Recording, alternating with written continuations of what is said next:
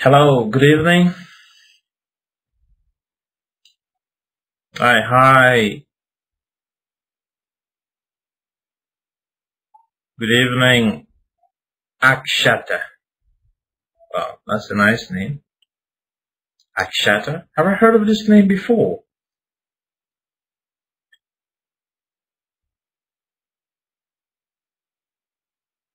Akshata.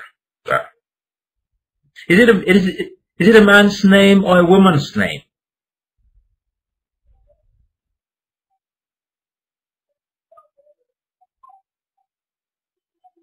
Yeah, good evening, Prabha. Asiya. I'm Akshata. Is it a man's name or it's a woman's name?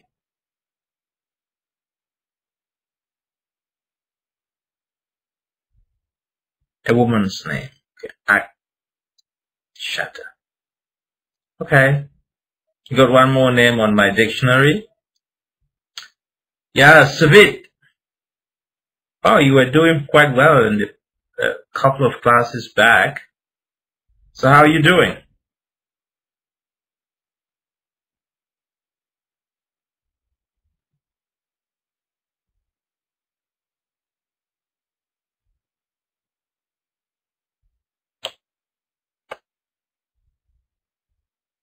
Yeah, I'm good. I'm fine. Very energetic, ready to go and to roll on and move on. Yeah, George. You're welcome. Yeah, Praveen. Vinod, hey, man, how are you doing?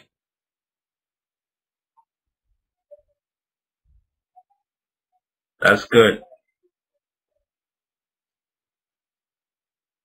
Oh, Praveen, that's great. Yeah, I'm good. I'm good. And everything is okay.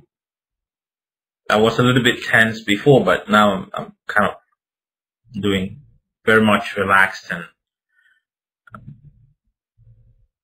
oh, my baby. Yeah, he's doing great. His name is Emmanuel, and he's doing fine. The mom is doing fine as well. So just that he eats a lot anyway, and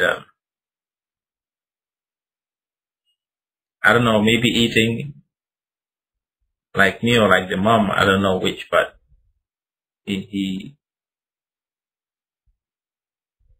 but he's doing good. He's growing very well, and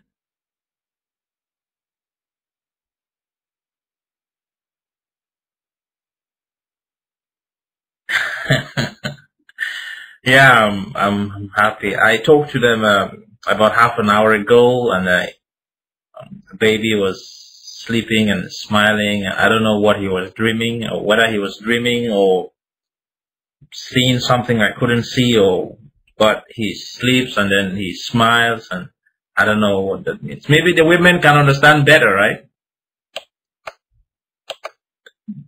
Those who are quite used to babies, and I don't understand. He sleeps and then he smiles, and then he sleeps back, and I'm just completely empty about that. When it comes to marriage and babies and family, I'm a student. I don't know anything about it. So to talk about marriage, I cannot advise anybody about marriage, and I'm a student. So maybe some of you become my teacher when it comes to marriage and taking care of babies and stuff like that. Anyway, but I'm happy. They're happy. Well, all along we've talked about decision making. And did you receive a copy of the lesson from the coordinator? Let me take my video away so it's not a distraction. Here you go. Yeah, I asked the coordinator to send a copy to everyone so we could look at what we did for the past 3 classes. And at the end of it, there are some questions.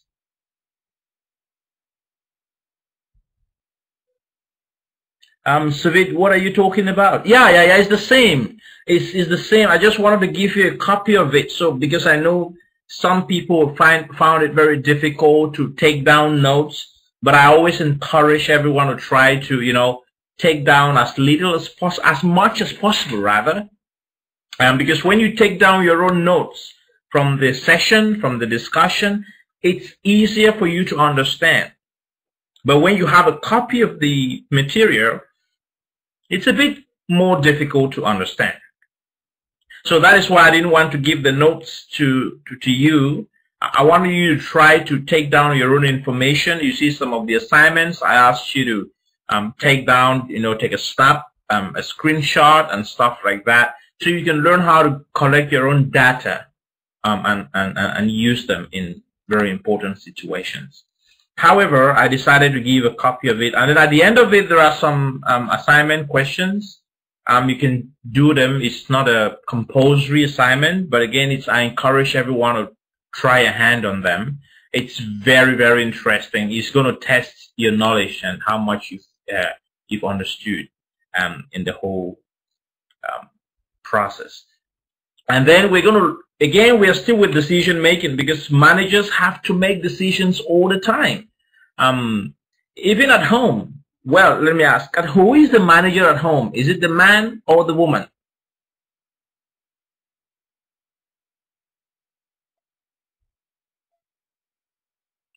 Pio says the woman. Savid says both. How can two pilots or maybe two drivers drive the same car? Praveen says the woman. Vinod says the woman.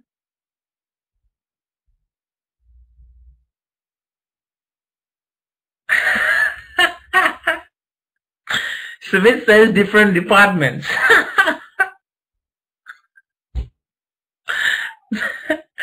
Sorry about. Oh my God.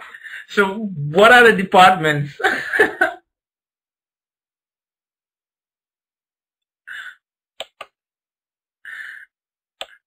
Wow, that sounds very interesting. I never knew there were departments at home. So which are the departments at home, Suvit, you're talking about?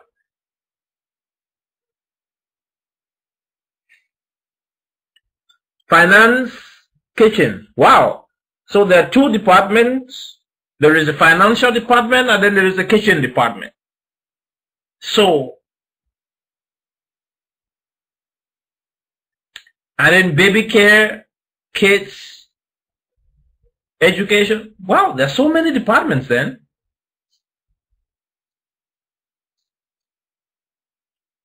So, who is the general manager? Because the general manager should be able to take care of the entire organization.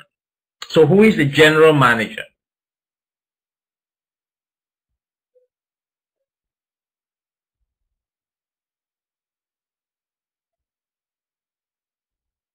So Pio says if you live it with the wife, you have a peace of mind. Okay?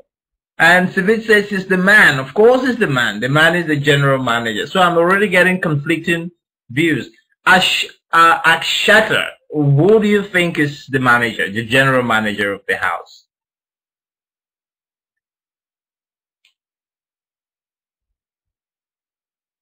You don't know.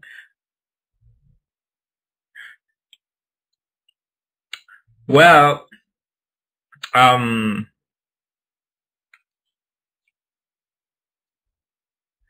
not yet married.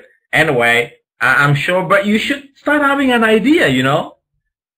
You don't get married and then you start learning about marriage. Maybe it's better to have a couple of people tell you about marriage and what's happening. And Pio says at home, all the departments are headed by wife. So the financial department is headed by the wife, the kitchen department headed by the wife, the babies, everything. So what's the man's role then?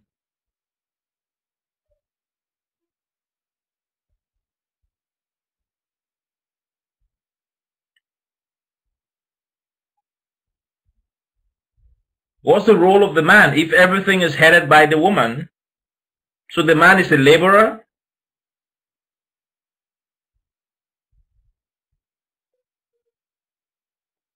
So the man should just be a listener. The ladies here, do you think that's okay?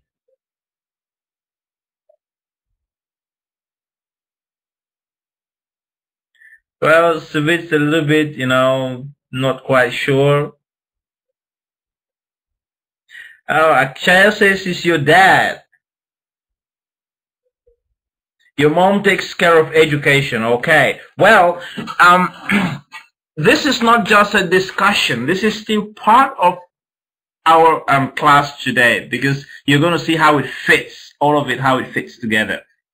And Praveen says, better to discuss before we segregate which department would each person would like to take. I understand. And then Amen. You're welcome. Commonly rank above most employees, but below corporate level executive. The responsibility and importance associated with the positive varies from company to company. Wow, you're going so big, Ayman. Anyway, let's come back together and see how all of that information fits into what we want to do.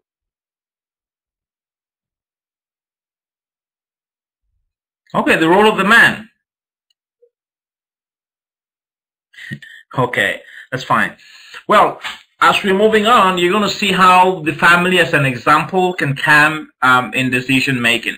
But we're talking about strategic decision. We talked about decisions a couple of weeks back, and then we looked at one way, only one way. I am not saying that is the decision tree is the only way. We looked at two anyway. They're two, right? Because we looked at the one of the lady who had a job in the city, and how you can get information, put all the different options together, then do some analysis, and then you arrive at a decision. And then we also looked at the decision tree when it has to do with some complex decision making, and look at the risk involved and other things, using a decision tree to arrive at a decision. But there are other ways we can make decisions. These are not just the two ways you can make decisions. These ones are inclusive, but they are not exhaustive. So today we're going to look at how to make strategic decision. But before we go on, I want to ask a question. What do you understand by strategic decision? Any idea whatsoever? It's not important whether it's right or wrong, but just what you think. What comes to your mind when you hear strategic decision?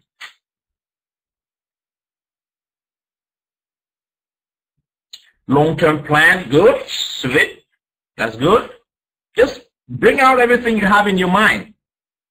When you throw out what you have in your mind, it creates a space for something new to come in. But when you keep what you have in your mind, there is no space for something new to come in. So it's always better to throw out what you have in your mind.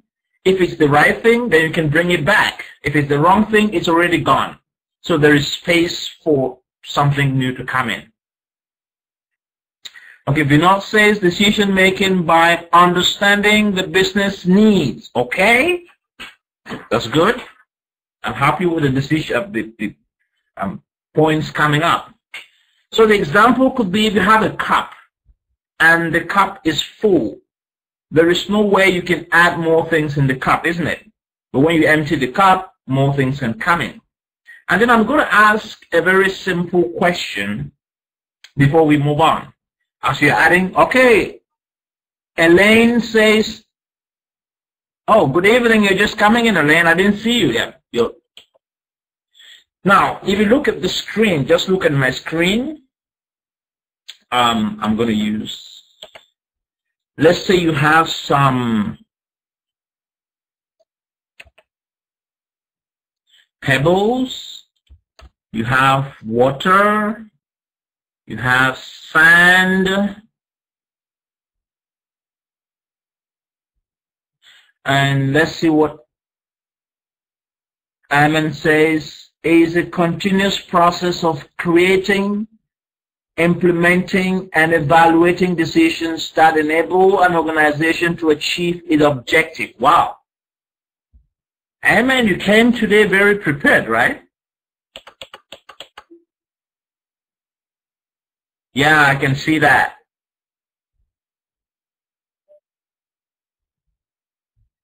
I can see that. You came very prepared today. Now, if you have these three things. Yeah, good evening, Rafiq. If you have these three things on the screen, can everyone see my screen? You have pebbles, maybe some stones, some rock, and then you have to, put it into something like this. This is maybe a jar or something, maybe a cup. Now, how do you put all these three things in here? How do you put it? Maybe you have this much pebbles.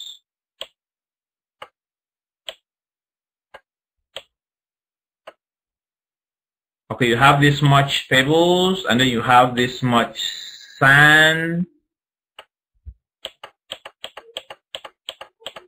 and then you have water. So how do you put all these three things in this cup? The first one says, let's see, who is the first? Pio says pebbles, sand, water. Okay. Suvit started. I can't keep track of it. Suvit said first. Okay, and then Suvit says first you put the pebbles. Okay. Suvit said then the sand, and then water. So pebbles, sand, and water. Okay. Water lasts.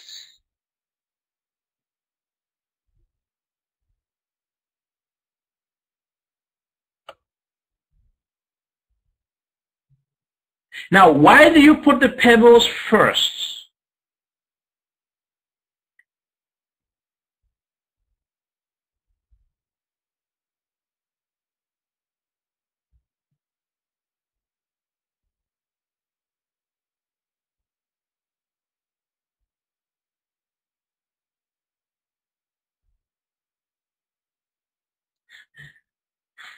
Okay, Rafik says the first is water. Okay, Pinot says,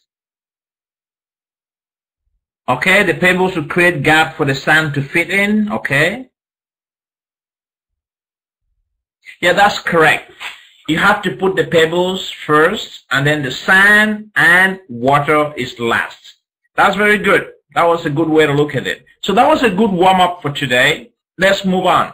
Now, strategic decision, like most of you said, we're going to go to business strategy, because strategic decisions could be in different, dimension. But we're going to look at business strategy, strategic decision. Now, this is the plan that directs the activity of the business over a long period of time. You see, those who said it, they were right. Now, that is one aspect. The next is, it's deciding on new business strategies is a vitally important role of senior management. We believe that you are going to become senior managers, and you should have the capacity to do that. And then taking the appropriate decision will make or break the business. Again, this is important. Taking the appropriate decision will make or break the business. This is very clear.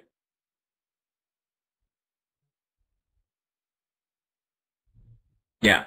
So this can either make the business good, successful, or whatever.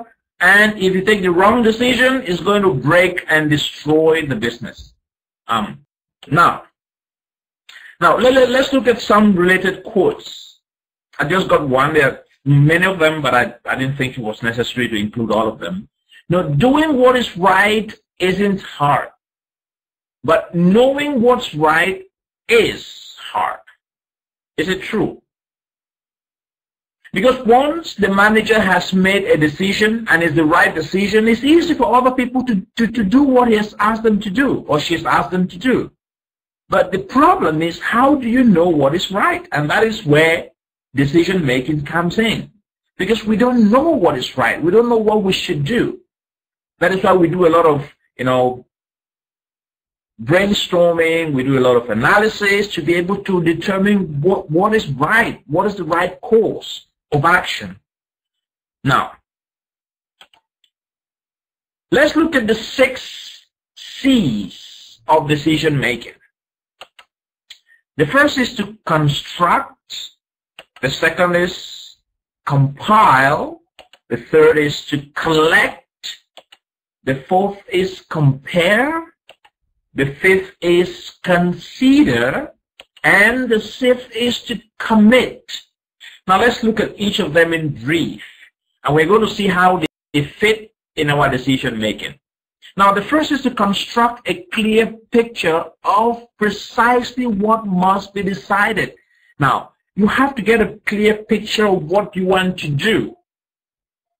You want to make the business, you want to expand the business, you want to open new branches. So have a clear picture of exactly what decision you want to make. Now, you don't know how you're going to arrive at it. That's the problem. But you have a picture of what you want to do. Now, the problem is, how do I get there? Don't worry about it. But the first thing is, you have to construct a clear picture in your mind. It could be in your family. It could be in your personal life. You can tell yourself that in the next 10 years, I want to be this, or I want to be that. You have a clear picture of what you want to be in the next, say, 10 years for your personal life or for your family or for your business. In the next 3 years or in the next 2 years or in the next couple of months, this is what I want to be, or this is how I want things to look like. Now, once you've had a clear picture, the next thing to do is to compile a list of requirements. Now, what do we need to be able to get there? What are the things that can help us to get there? Or what are the things that are going to help me? What are the things that I need to be able to get where I want to go to? Once you have these requirements, the next thing is collect information on alternatives that meet the requirement. What are the different possibilities? What are the different alternative ways to achieve my bigger picture or my desired goal? Once you collect these different alternatives, it's always good to have different alternatives. We can say plan A, plan B, plan C, but these are all alternative ways to achieve probably the same outcome. Now, once you've collected information on all these different alternatives, like we did with the lady, right? We got the different alternatives, their advantages and their disadvantages. So we've collected them. That meets our requirement. At the end of the day, the woman wanted to get to work. Now, after collecting that, we compare the different alternatives. We look at, with this alternative, what are the advantages? What are the disadvantages? Now, compared with this one, which one has more advantages and which one has less advantages? So we compare them, and once we've compared them, then we consider what might go wrong. Now, this is what we call, in English, we say you plan for the best and you prepare for the worst. So you always prepare for a worst-case scenario. Now, every alternative, you look at the positive and the negative. Now, if I'm going to pursue this plan, what are the different negative effects? What are the different things that can go wrong with this particular decision? And if these things go wrong, how can I handle it? You don't make a decision without thinking of the downsides and how you can handle it. Now, once you've considered what might go wrong, factor with each of the alternatives, then you can commit to a decision and follow through with it. Now, you commit to a decision. The problem with most of us is that we don't commit to a decision. We start something, then we jump to the next, and then we look at the other one is very beautiful, then we abandon this. No, once you've made a decision, you have to commit to that particular decision and follow through with it and see how it's going to lead you to your objective without getting things mixed up. Now, let's look at some of the personal traps that come as a result of our personal failure, that are personal. How our personal contribution to decision making can lead to a failure. What are the possible traps that we can fall into? Now, the first trap is trying too hard to play it safe. Now, I don't know if some of you are victims already. Some of you maybe wanted to start off a business like 5 years ago or 10 years ago or a couple of years ago or maybe 20 years ago, but you keep looking at the negative, the negative side. You want to be safe, you want to be sure, you want to be 100% sure that it's going to work. You want to, even as a manager of a business or an organization or so, you always want to be 100% sure. Now, there is nothing like a 100% certainty because the future doesn't depend on anybody. Nobody controls the future. You can come up with the best plan so far, but things still go wrong. Now, don't be like, if you think you're going to produce an airplane that is going to be safe. In fact, the safest airplane, do you know where we can find the safest airplane? That will never crash. Or maybe a car that will never have an accident. Do you know where we can find it? I know where we can find it. If you ask me, I'll tell you.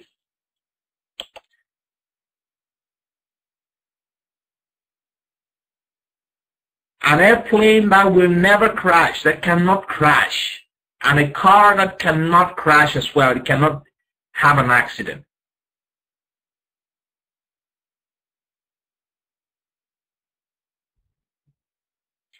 Dream, not in a dream. I know, just ask me, I'm going to tell you. Now it's simple. You can build a plane, open a warehouse, and put the plane inside. Then it's going to be safe. Or you build a car, you put the car in, you ground it, and let the plane never take off. Because as long as the plane is going to take off on the runway, it is vulnerable. Now the problem might not come from the plane itself, but the problem can come from other things like the weather, or another plane can crash into it, or something, you understand? Or maybe a car. You are a very wonderful driver, you have the safest car, the engine is in wonderful condition, but the accident might not necessarily come from you. It can come from other road users.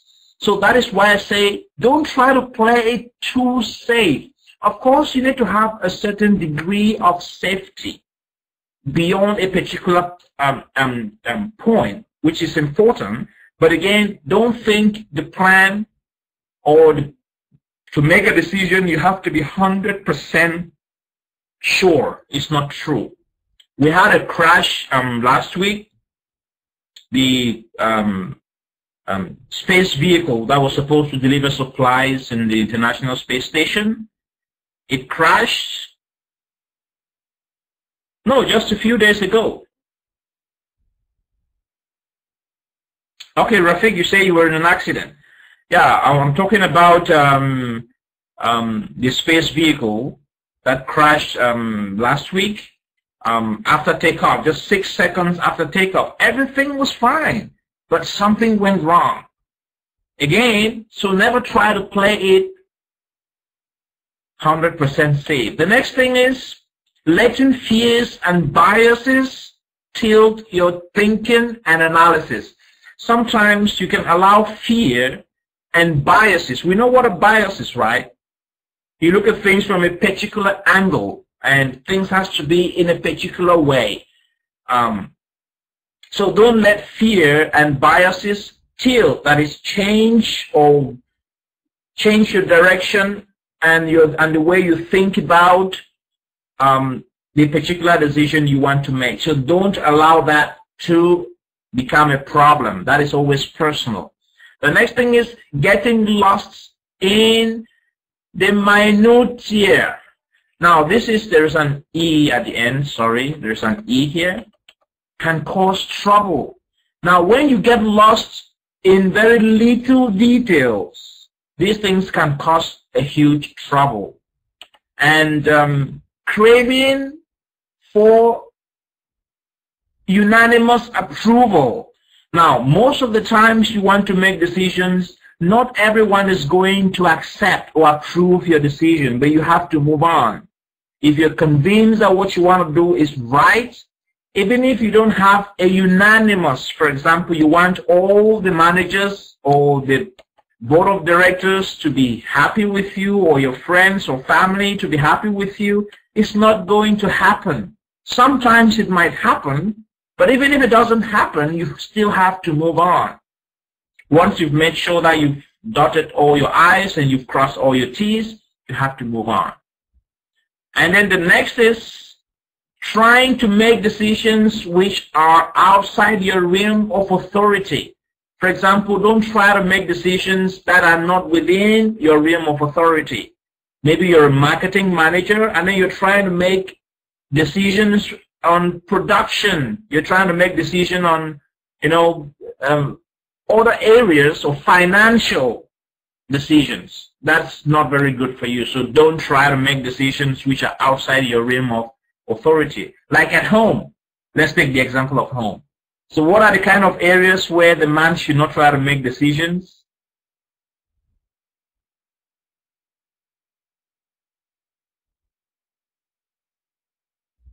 We just learned that there are different departments at home.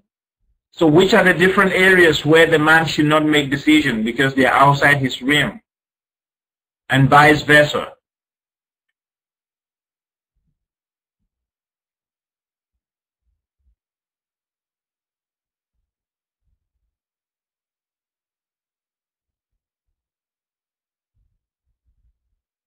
Kitchen.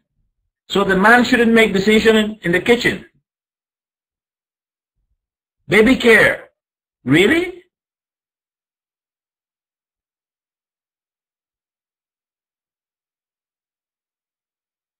Decorating the house. And the note says,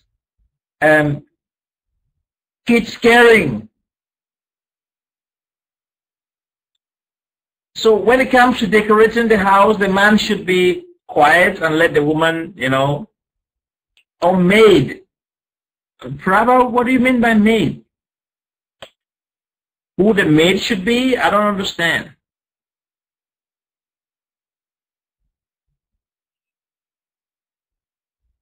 The housemaid. So whose decision? So the woman should make the decision.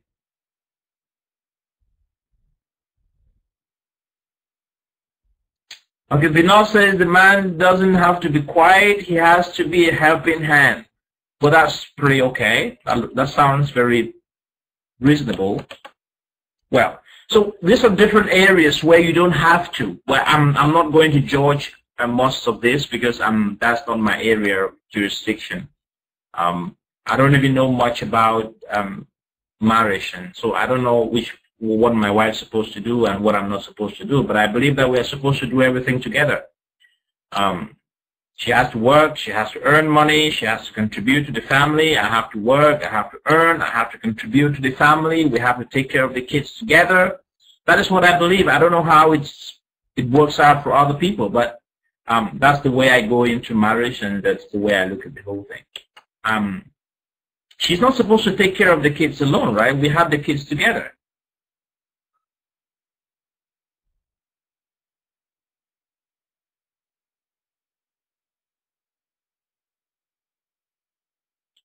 I don't know what is good. I don't know what is good. I'm still going to learn about that.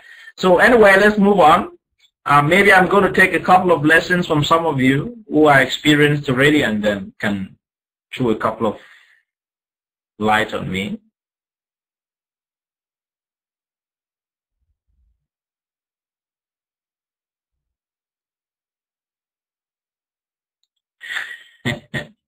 Amen. Yeah. Well, it's okay. Maybe one day we're going to have a chat session and share ideas and experiences together and move on. Anyway, let's continue with our class. That was a good course. Now, let's look at some inherent system trap. Now, the first part was personal trap, like my personal problem. I'm trying to do things that are out of my area of competency, and you're trying to do the same out of your area. These are things we shouldn't do. Or I let bias and fears affect my judgment. These are things that are personal. It could be you as a manager, you as an individual anyway. Now let's look at the system, the organization itself. What are the kind of traps? The home, the organization, the business, and let's look at that as well, the firm.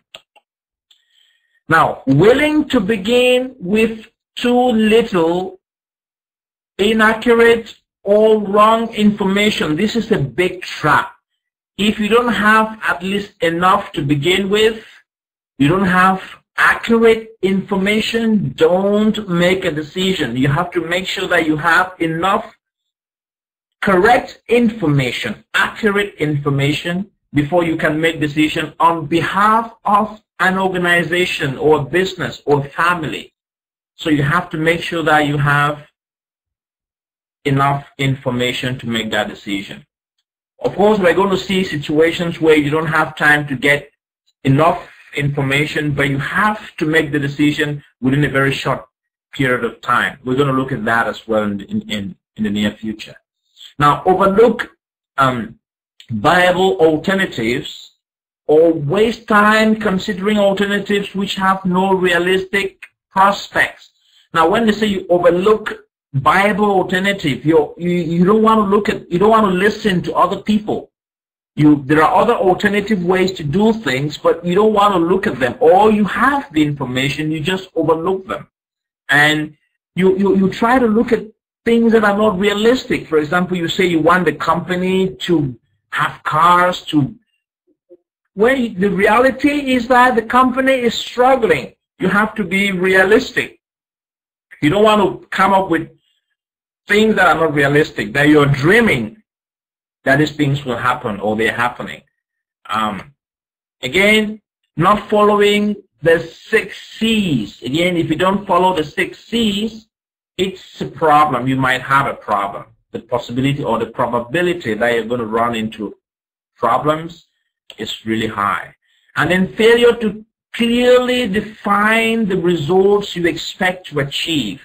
If you don't know exactly what you expect to achieve, that's a real problem, because you're speaking on behalf of the organization. You have to be able to know exactly what is it you want the organization to be, or where you want the organization to go.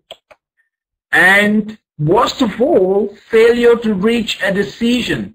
There are so many times we only discuss, we have meetings, but at the end of it, there is no decision arrived at. So that's also a problem for an organization. Now let's look at conceptual framework. How does this thing work? In general, let's put it together so we can easily relate with. Now, the process of choosing best from among various alternatives using information, and then we're going to look at choosing alternative that affects key factors which determine the success of an organization. So let's look at the table, how it works. So we start with 1. You identify the problem. Well, it might not be a problem as a problem, but it might be a potential something you want to achieve. If it's a problem, okay, that's fine. And so you identify the problem. The next thing is to establish decision criteria. Once you establish a decision criteria, you can also weigh decision criteria. You can generate alternatives. You can evaluate the alternatives. You can choose the best alternative. You can implement the decision, and then you can evaluate the decision. It's always good to evaluate the decision at the end of the day. What you decided, how it worked, whether it worked or whether it was as you hoped or as you intended it to be, and then look at what went wrong and why did what went wrong. So you will look at that as well. Now, strategic or tactical decisions. Now, let's look at the difference.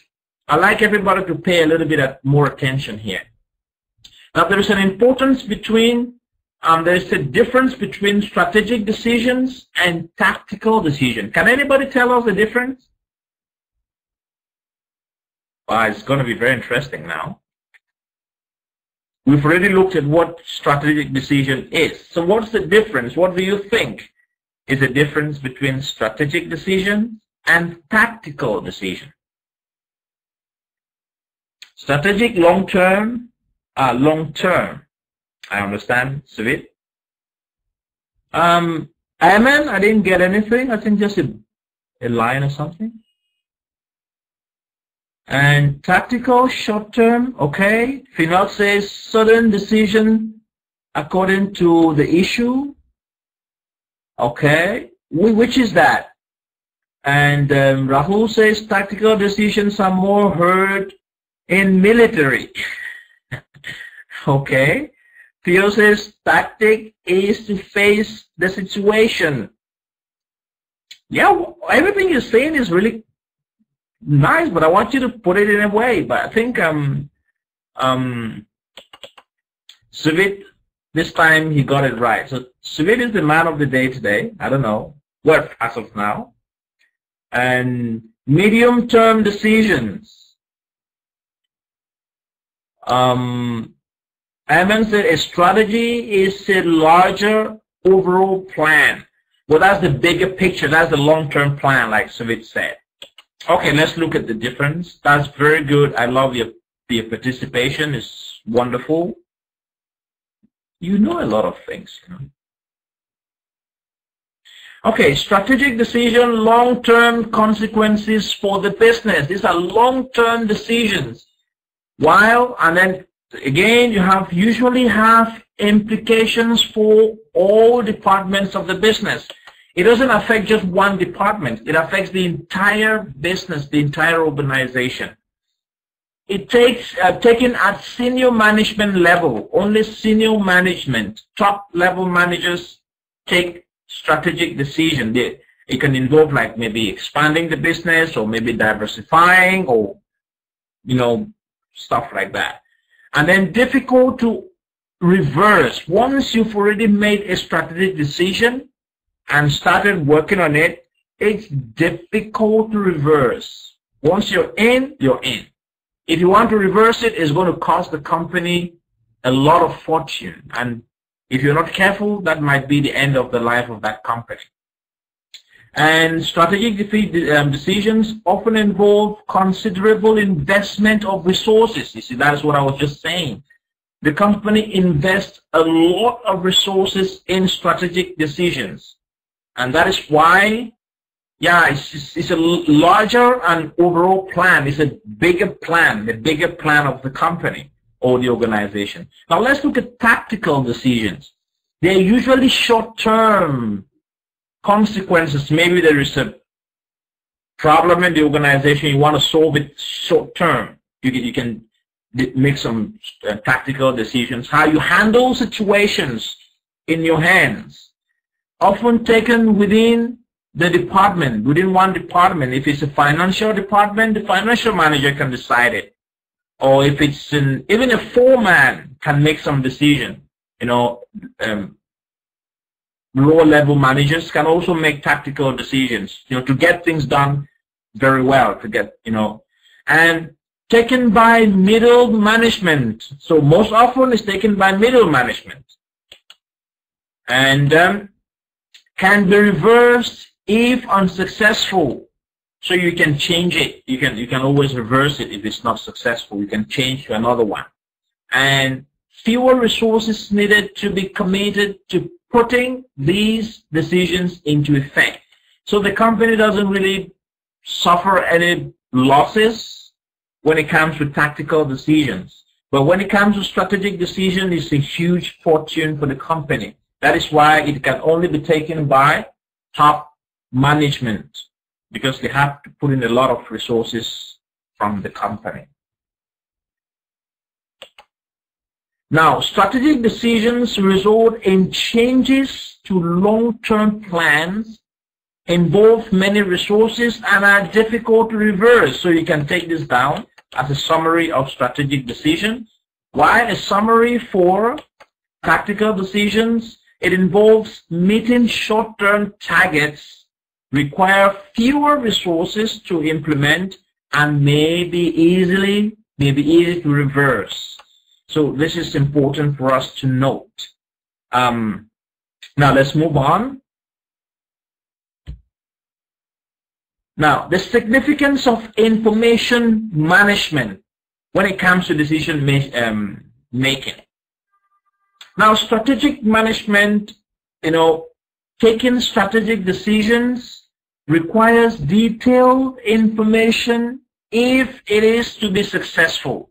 You remember we talked of one of the pitfalls, that don't make decisions for a company without enough accurate information. So it's always important, again, I'm reiterating it here.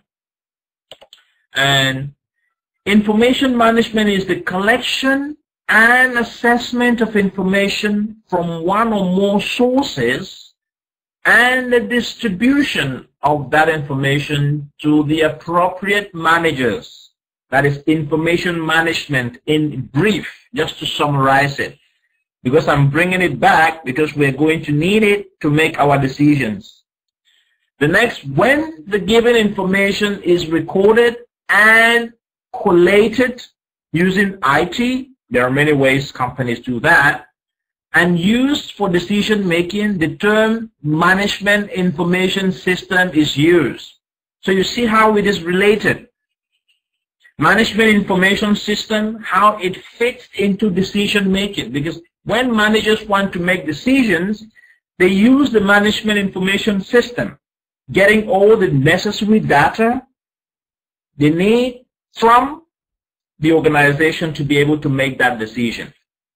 Okay, I just wanted to, this relationship is important for us to go. So let's look at MSI would provide effective, what is this MSI? Can somebody tell us? We just saw it a few minutes ago. I just talked about it seconds ago. What is effective MSI? What does MSI mean? Management Information System. Wow, that's good. At least we were attentive. I thought some people might not see it. That's true. I like it. So data about options that would allow a more accurate choice. Simulated results of what would happen if a particular decision was taken. Up-to-date information about the performance of all profit centers and individual products. Now, all these things are in the MS and MIS. The quality and accuracy of strategic decision will greatly depend on the accuracy and relevance of the information used by managers when making the final choice. So take this down. This is very important. You can put this down in a very beautiful way in your book. If you're taking down any note, you can put this down so beautifully. Good. Okay. One model of strategic decision making suggests that there are three main stages in the process. The first is strategic analysis. The next is strategic choice. And the last is strategic implementation. Now, the strategic analysis, this is related to, can somebody tell us?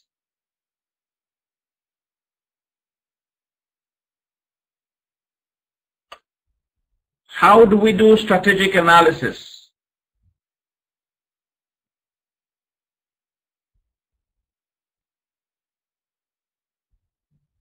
Okay, I'm not going to answer that question. I'm going to move on so we can think about it. That is your own role to play in it. Good, analyze the data. You need to get information from the, we talked about the MIS. All this data is coming from the MIS. You've collected it from different places, could be market survey or whatever. Lots of huge data is flowing into the company, and this is organized in the MIS, beg your pardon. Okay, and then you can make choices, and then you can implement those choices. Now let's look at strategic analysis. Now, answers needed to these questions. When you want to do strategic analysis, you need answers to these questions. Now you can take a snapshot of this screen and keep it jealously. The first, where does the business stand at present, and what are its main strengths and weaknesses? Now we do a SWOT analysis to answer this question. The next question, which market could the business compete in? If you want to know the kind of market the business can compete in, what do? You do a market research, and then you get research and development results of few products. Next, how do competitors operate in these markets, and how successful are they? If you want to answer this question, you need market research, again, data, and you need competitor analysis. Now, Rafiq is asking, what is SWOT? Can somebody answer that question before we move on? What is SWOT? Just give the full meaning of SWOT first.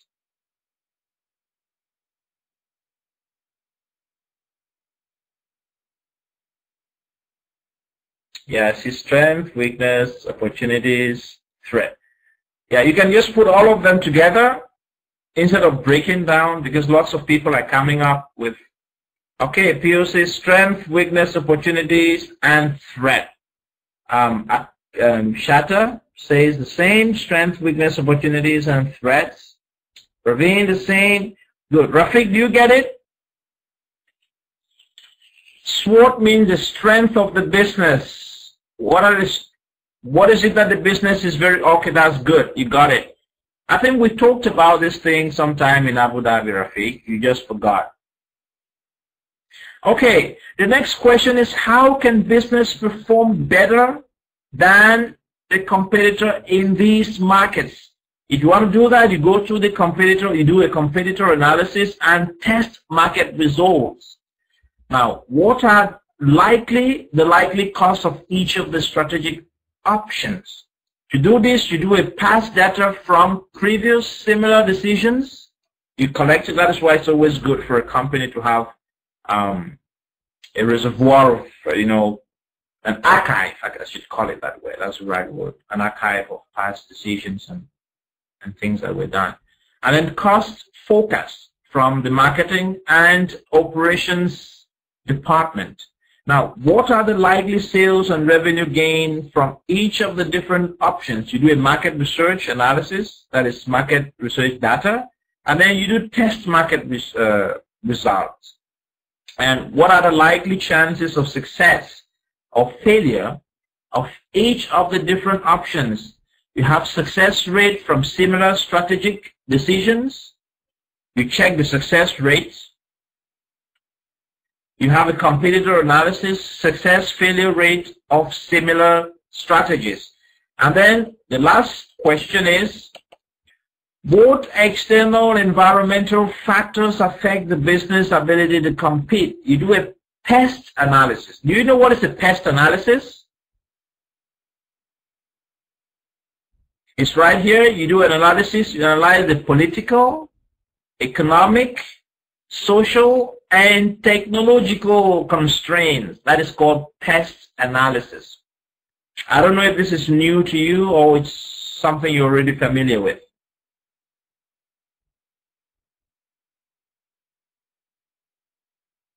Okay, so if you want to know about what external factors, external environmental factors that will affect the business ability to compete, because your business or your organization want to compete with other businesses. So you do a pest analysis.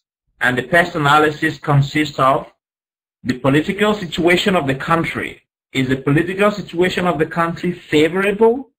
Does it make it possible or easy for businesses to operate?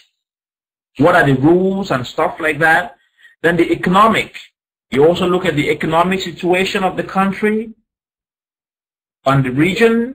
You look at the social situation of the country and the technological constraint.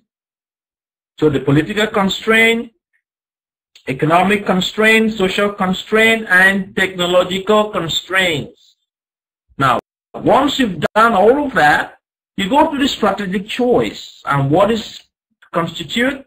This stage involves evaluating and choosing between strategic options, and will also require management access to much detailed information because they have to make a choice at this point.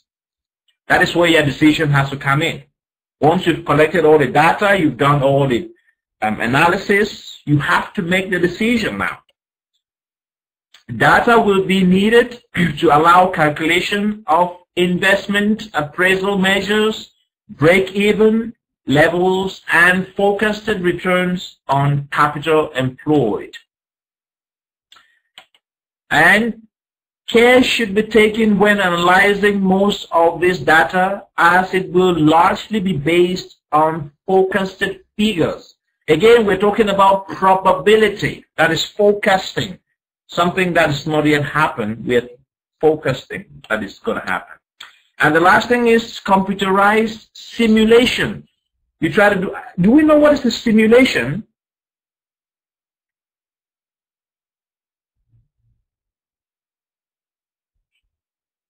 Can somebody tell us what a simulation is?